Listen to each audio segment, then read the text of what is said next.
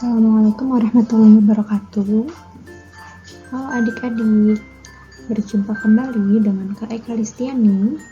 Di sini kita akan membahas materi fisika kelas 11 semester 2 tentang materi gelombang berjalan. Nah, penggambaran gelombang berjalan seperti ini ya.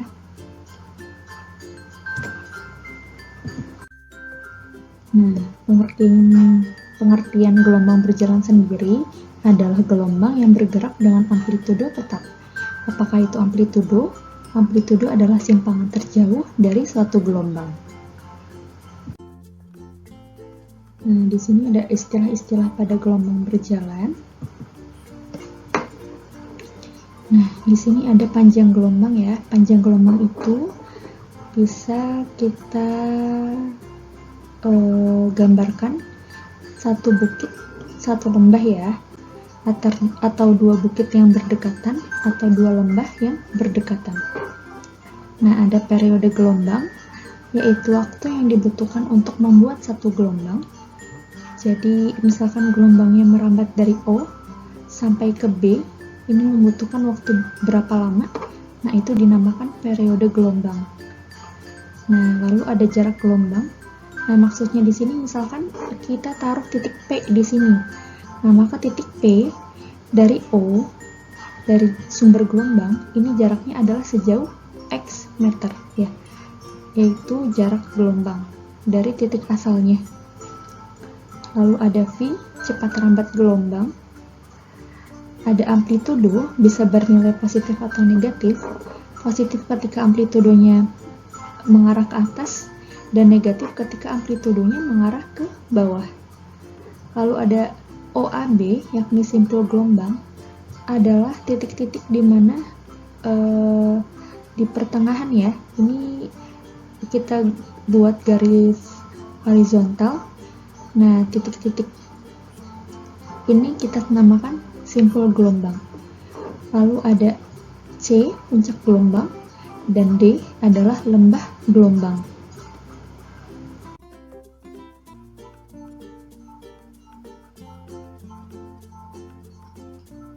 Nah, selanjutnya ada rumus cepat rambat gelombang. Ini yang biasa ditanyakan di materi gelombang berjalan ya. Nah, rumus cepat rambat gelombang bisa kita turunkan dari rumus panjang gelombang ya.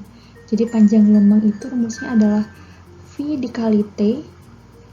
Nah, periodenya sendiri adalah 1/F ya, 1/frekuensi. Nah, jadi bisa kita ganti lambda sama dengan V/F, jadinya ya, T-nya kita ganti jadi 1/F. Nah, maka untuk mencari cepat rambat gelombang, rumusnya adalah sama dengan V sama dengan lambda kali F. Atau bisa kita tuliskan juga menjadi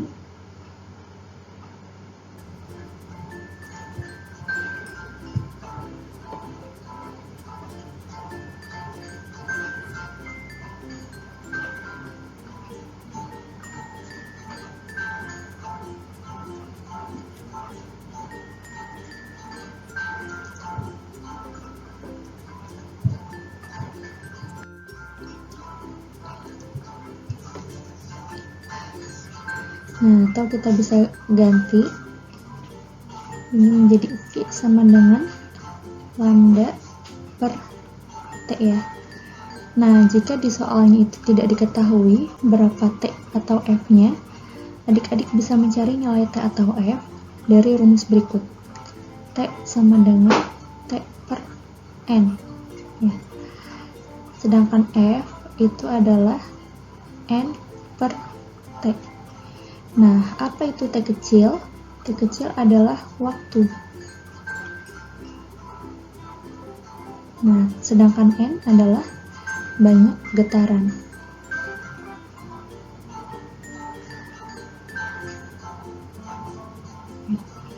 Nah, kalau T besar, ini adalah periode. Kalau F adalah frekuensi. Ya. Jadi periode adalah waktu yang dibutuhkan untuk membuat satu gelombang, sedangkan frekuensi adalah jumlah gelombang dalam waktu tertentu itu ada berapa banyak. Ya, seperti itu ya. Nah, di sini bisa dilihat kalau T dan F itu saling berkebalikan ya, sehingga kita bisa dapat hubungan jika T itu sama dengan 1/F ya. Lanjut.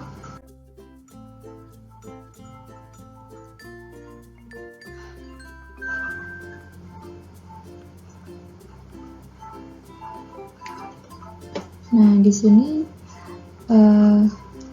kita akan mencari simpangan gelombang. Nah, ini kakak gambarkan dulu ya. Awalnya akan ada gelombang seperti gambar yang tadi di awal ya. Nah, misalkan ini titik O, lalu kita mau mencari simpangan di titik P. Di sini. Titik P di sini. Nah, maka berapakah simpangan di titik P ini? Kita bisa mencari menggunakan rumus Y sama dengan A sin dalam kurung omega T plus minus Kx ya. Nah, Y itu adalah simpangan gelombang dalam meter, A-nya itu adalah amplitudo. Nah, di sini nilainya bisa positif negatif ya. Ini kakak tambahkan keterangan. Positif jika A-nya ini mengarah ke atas ya. Nah, kalau misalkan gelombangnya dimulai dari bawah, nanti adik-adik pakai yang negatif A. Nah, sin ini karena dia menggunakan fungsi sinus ya, gelombang berjalannya. Nah, ada omega. Omega itu adalah kecepatan sudut gelombang, satuannya radian per second. T-nya ini adalah waktu merambatnya. Di titik P ini waktunya sudah berapa detik gitu. Nah, ada plus minus Kx. Nanti plus minus kakak jelaskan di slide berikutnya. Artinya ini apa? Oh, ini ada ya. Plus ini adalah gelombangnya berjalan ke kanan, sedangkan negatif itu gelombangnya berjalan ke kiri ya. Nah, ada K. K ini adalah bilangan gelombang dan X adalah jarak gelombang. Nah, ini dari O ke P ini jaraknya berapa meter ya? Itu adalah X.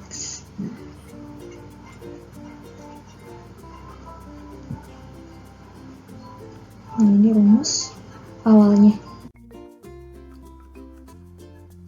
Nah, ini penurunan rumusnya ya. Nanti kita bahas. Nah, ini kita misalkan persamaannya menjadi A sin WT min Kx. Ya, kita ambil yang negatif. Nah, lalu kita bisa ganti W-nya ini adalah 2pi per T.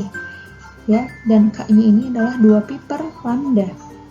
Nah, lalu kita masukkan W-nya jadi 2pi per T kali T min 2pi per lambda kali X. Ini kita ganti ya, W-nya dan K-nya kita ganti. Nah, lalu di sini ada sama-sama 2pi, kita keluarkan. Lalu ini kita masukkan ke dalam tanda kurung. T kecil per T besar min X per lambda. Ya. Nah, lalu kita tahu kalau T itu sama dengan 1/F, maka di sini yang 1/T ini kita ganti jadi F. Ya. Nah, lalu lambdanya kita ganti jadi V per F. Kita ganti V per F, dibalik jadinya F per V ya. Nah, maka bentuknya berubah karena di sini sama-sama ada F, F-nya kita keluarkan. Jadi tinggal T min X per V ya. Jadi ada 3 bentuk. Nanti adik-adik pakai sesuai yang diketahui di soal. Ya. Nah, biasanya dari persamaan-persamaan ini bisa dicari beberapa besaran. Bisa dicari frekuensinya atau panjang gelombangnya atau cepat rambatnya ya. Nah, jika yang dicari cepat rambatnya, di sini ada rumus cepat. Untuk mencari V, teman-teman, adik-adik bisa membagi W per K gitu ya. Bisa langsung. Jadi cepat lambat gelombang di sini berbanding lurus dengan kecepatan sudut dan berbanding terbalik dengan bilangan gelombang. Nah, jadi ini yang pertama harus adik-adik ingat ya.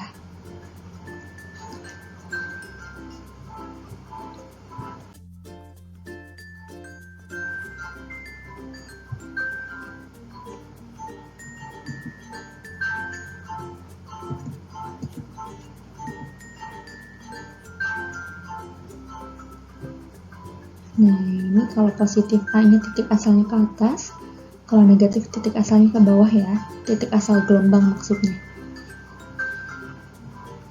Nah, ini ya, positif jika gelombang merambat ke kiri, negatif jika gelombang merambat ke kanan.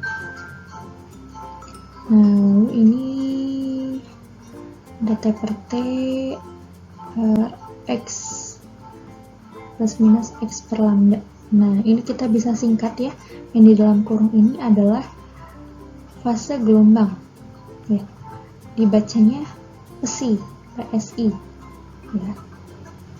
Nanti kita bahas apakah fase gelombang itu untuk semakin memperdalam pemahaman adik-adik. Kakak sediakan contoh soal, coba kita bahas ya. Ada sebuah gelombang berjalan memenuhi persamaan Y sama dengan 0,2 sin 0,4 60 T min X dengan X dan Y dalam senti dan T dalam sekon. Tentukan arah rambat gelombang, amplitudo gelombang, frekuensi gelombang, panjang gelombang, dan cepat rambat gelombang ya. Nah, di sini arah rambatannya kalau di sini negatif berarti arah rambatnya menuju ke kiri ya.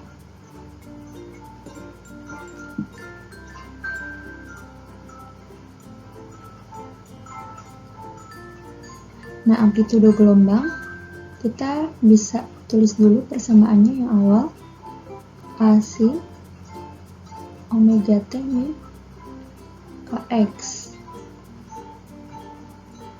Nah, lalu kita tulis ulang 0,2 sin 0,4 pi dalam kurung 60 T min X. Nah, berarti 0,2 ini adalah A ya. Maka amplitudo gelombangnya adalah 0,2 cm. Frekuensi gelombang ya, frekuensi gelombang rumusnya bisa kita cari dari omega, mana omega itu sama dengan 2 pi f ya. Nah, di sini kan tidak ada angka ya, sedangkan di sini kan ada angka, maka angka ini bisa kita kalikan ke dalam. Nah, maka nanti ketika kita udah kalikan ke dalam, ini menjadi omega dan ini menjadi K ya. Berapakah ini nilainya? Jadinya coba kita hitung ya. Jadi 0,2 sin ini 24 T min 0,4 X ya. Nah, maka W itu adalah 24 ya. Nah, ini ada WT kan. Nah, di depannya T itu adalah W, maka di sini di depannya T itu adalah 24, maka 24 itu adalah W. Sehingga kita bisa tuliskan menjadi 24 sama dengan 2pi F. Maka F-nya adalah 24 per 2pi sama dengan 12 per pi. Ya, satuan F itu adalah Hertz. Ya, di sini adalah 12 per pi Hertz. Lalu panjang gelombang itu didapat dari nilai K. Ya, kalau W itu kita bisa mencari frekuensi atau periode. Nah, rumus K sendiri adalah 2pi per lambda. Nah, maka lambda adalah 2pi per K. Berapakah nilai K-nya? Nilai K-nya adalah 0,4 ya. Di sini kan K itu di depan X. Ya, di sini 0,4 di depan X, maka nilai K-nya sama dengan 0,4 ya.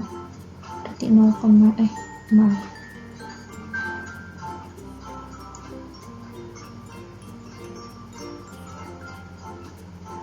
Nah, berarti 2pi bagi 0,4. Berapa nih? 5pi ya hasilnya. Nah, satuannya itu adalah cm. Jadi bisa kita tuliskan menjadi 5pi cm. Cepat lambat gelombang itu rumusnya kita bisa tuliskan V kali F ya. V sama dengan F kali lambda kali F, berarti 5pi kali 12 per pi. Nah, ini pi kita coret ya, habis, berarti jadi 60 cm per sekon gitu.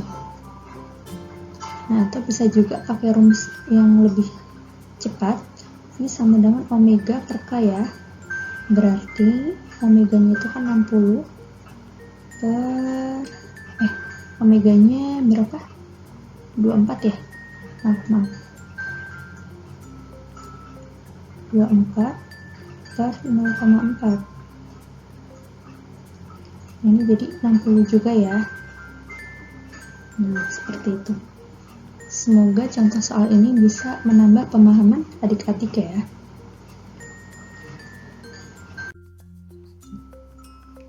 Nah, selanjutnya ada persamaan kecepatan dan percepatan gelombang berjalan.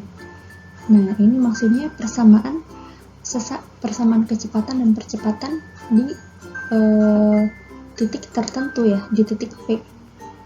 Ya. Kalau kecepatan yang tadi kita hitung itu adalah kecepatan rata-rata ya. Kalau di sini kecepatan sesaat ya di titik P. Jadi misalkan ini ada gelombang. Nah, di titik P di sini berapakah kecepatannya Vp-nya? Nah, maka kita bisa mencari dari rumus berikut. Ini dari rumus turunan ya. V itu adalah turunan Y per dt. Nah, kalau adik-adik di pelajaran matematikanya sudah mendapat materi turunan, maka akan lebih mudah untuk memahami penurunan rumus berikut. Tapi umumnya di sekolah itu adik-adik hanya perlu memahami atau menghafalkan rumus yang sudah jadi. Nah, jadi bisa langsung ke yang bagian warna kuningnya ini ya. Nah, warna kuningnya ini ya. Nah, jadi ini diturunkan terhadap Y. Nah, sehingga menghasilkan kecepatan di titik P adalah omega A cos omega T min Kx. Ya. Nah, berubah ya, jadi dari sin ketika diturunkan akan menjadi cos. Ya. Nah, ini kalau A ini menjadi min omega kuadrat A sin omega T min Kx ya. Nah, kenapa di sini menjadi YP? Karena A sin WT min Kx ini adalah YP ya, di persamaan yang sebelumnya ya. Y itu kan A sin WT min Kx ya, jadi kita ganti bentuknya menjadi min omega kuadrat YP ya. Adapun tanda negatif ini adalah menunjukkan arah, karena arah percepatan berlawanan arah dengan arah gerak benda gitu ya.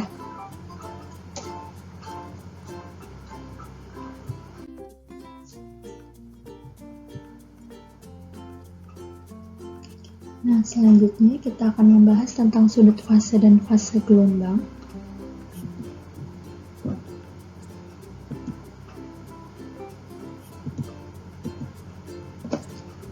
Nah, di sini ada sudut fase gelombang ya. Kakak gambarkan dulu agar lebih jelas. Misalkan kita punya sebuah bandul. Bandul ini kita ayunkan sehingga membentuk lintasan seperti berikut. Misalkan ini titik A, B, C. Nah, dikatakan satu gelombang itu ketika bandunya sudah melewati semua lintasan dan kembali ke titik awal ya. Berarti kalau kita tuliskan satu gelombang itu adalah dari A, BA, CA. Nah, sehingga kita bisa gambarkan dalam bentuk gelombang ini A, B, A, CA. Nah, lalu sudut fase gelombang itu adalah sudut yang dibentuk ketika bandunya ini diregangkan ya. Di sini berarti theta. Nah, dimana tetanya ini bisa kita cari dari persamaan gelombang ya, yaitu A sin omega T min Kx. Nah, sudut fasenya itu adalah yang di dalam kurungnya ini ya, omega T min Kx. Atau jika persamaan gelombangnya adalah A sin 2pi T per T min X per lambda, maka sudut fasenya adalah 2pi T per T min X per lambda. Nah, ini adalah penguraian dari WT min Kx ya. Nah, selanjutnya ada fase gelombang. Ini adalah tahapan gelombang.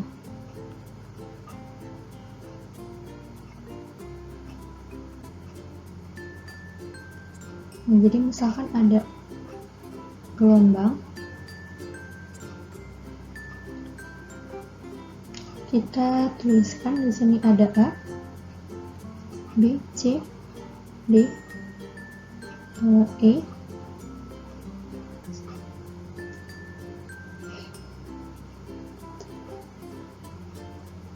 adik-adik.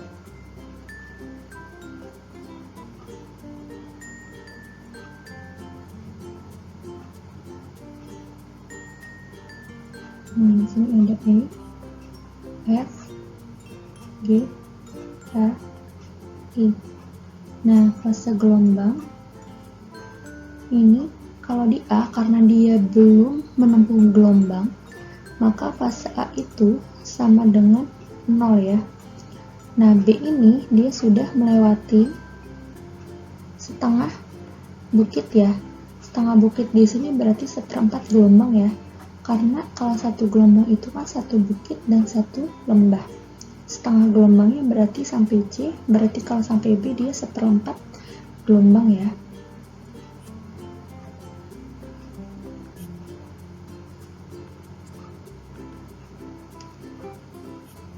Nah, kalau fase C itu adalah 1/2, fase D itu adalah 3/4 ya. Karena ini udah setengah ditambah setengah lembah. Ini seperempatnya ya, jadi setengah ditambah seperempat jadi 3/4. Nah, kalau fase E itu adalah 1 gelombang. Nah, jadi ini adalah tahapan gelombang ya. Nah, jika tidak digambarkan seperti ini, maka adik-adik bisa mencari fase gelombang dari rumus sebagai berikut, yakni yang di dalam kurung ini ya, tanpa mengikutkan 2pi-nya ya. Jadi T per T min X per lambda. Atau bisa juga mencari fase dari sudut fase dibagi 2pi ya. Karena sudut fase ini kan 2pi dikali yang di dalam kurung ini ya. Tuh.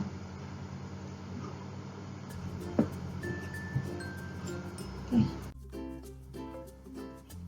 Lalu ada beda fase gelombang berjalan.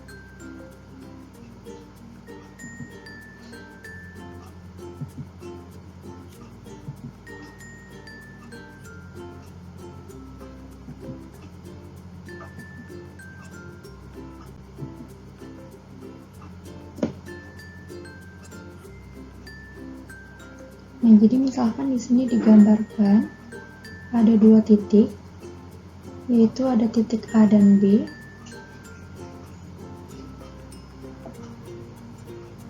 Misalkan titik A di sini, titik B di sini. Nah, beda fasenya sebesar ini ya, delta C. Nah, kita cari dulu fasenya satu-satu. fase A itu adalah T per T min XA per lambda. Mana XA-nya? XA-nya adalah ini ya. Ini adalah XA. Nah, sedangkan fase B adalah T per T min XB per lambda. XB-nya itu adalah dari titik asal ke titik B. Nah, ini adalah XB. Nah, maka beda fasenya adalah fase A dikurang fase B. Nah, ini T per T min XB per lambda min T per T min XA per lambda. Ya, komponen ini menjadi habis. Ini menjadi habis. Nah, sisa min XB per lambda. Nah, ini min ketemu menjadi positif ya. XA per lambda. Ya. Nah, sehingga bisa kita tuliskan menjadi berikut. Ya. Nah, min dalam kurung XB min XA per lambda. Atau bisa juga kita tulis menjadi XA min XB per lambda ya. Nah, atau menjadi min delta X per lambda. Nah, seperti itu adik-adik. Nah, demikian materi gelombang berjalan yang bisa kakak sampaikan. Nanti latihan soalnya akan kita bahas di slide berikutnya ya. Nanti adik-adik bisa simak slide tentang latihan soal tentang gelombang berjalan agar semakin paham tentang materinya. Nah, terima kasih. Jika adik-adik butuh belajar fisika yang lebih intensif, adik-adik bisa menghubungi sosial media berikut ya. Nah, oke, kita cukupkan belajarnya. Terima kasih. Assalamualaikum warahmatullahi wabarakatuh.